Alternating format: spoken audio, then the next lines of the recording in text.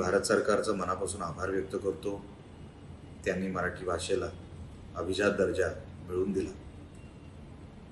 खरं तर अभिजात दर्जा आपल्याला अनेकांना वाटेल की हा काही राजकीय विषय आहे।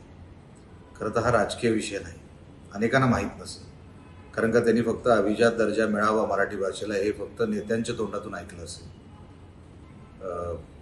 म्हणून आपल्याला काही गोष्टी माहिती करून घेणं गरजेचं आहे की मराठीला अभिजात दर्जा मिळाला म्हणजे नेमकं काय मिळालं मराठी भाषेला। आपल्याला अनेक गोष्टी ज्या माहीत नव्हत्या त्या ह्याच्यामध्ये आपल्याला कळतील की मराठी भाषा आता भारतभर आता कुठेही पसरू शकते, त्याचं रिसर्च होऊ शकतं, त्याच्या मागे जे विद्यार्थी आहेत, ज्या संस्था आहेत, हा कुठला काय राजकीय विषय नाही आहे। अनेक संस्था आहेत, अनेक विद्यार्थी आहेत जे मराठी भाषेवर अनेक वर्षांपासून काम करत आहेत, त्यांना हा अभिजात दर्जा म्हणजे काय हे नेमकं लक्षात येईल। अनेक गोष्टी आहेत ज्या अजूनही ज्याचं अनुकरण झालेलं नाही त्या आपल्याला आता करायला मिळतील। अनेक रिसर्च ओरिएंटेड गोष्टी आपल्याला आता आपल्या भाषेवर ज्या अगोदर करता येत नव्हत्या त्या आता आपल्याला करायला मिळतील। अशा सगळ्या अनेक गोष्टी आहे आणि ह्याच्यावर काम करणे, मराठी भाषेवर काम करणारे, मी हल्लीची काय माहिती घेतली, लाखो लोक आहेत मराठी भाषेवर काम करणारी, इकडेही आहेत, इतर राज्यांमध्ये आहेत, देशात आहेत आणि वेगवेगळ्या देशांमध्ये आहेत।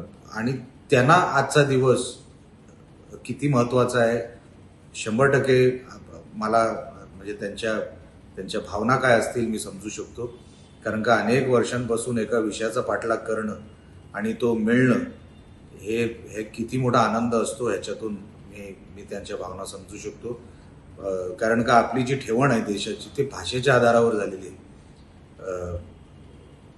मराठी ही महाराष्ट्राची भाषा आणि मराठी माणसाला आज जो काही त्यांच्या भाषेला जो दर्जा मिळाला, आज आपल्याला ज्या काही नेमक्याच भाषा आपल्या देशामध्ये ज्यांना अभिजात दर्जा मिळाला त्याच्यापैकी आता एक मराठी भाषा आहे आणि प्रमुख भाषांपैकी आता आपली एक मराठी भाषा ही मोजली जाणार आहे। अख्ख्या जगामध्ये मराठी भाषेचा प्रचार प्रसार आता सहजपणे होऊ शकतो। ह्या गोष्टीचं समाधान एक मराठी माणूस म्हणून मला आहे। मी परत एकदा भारत सरकारचं मनापासून कौतुक करतो, त्यांचं अभिनंदन करतो, त्यांचे आभार व्यक्त करतो।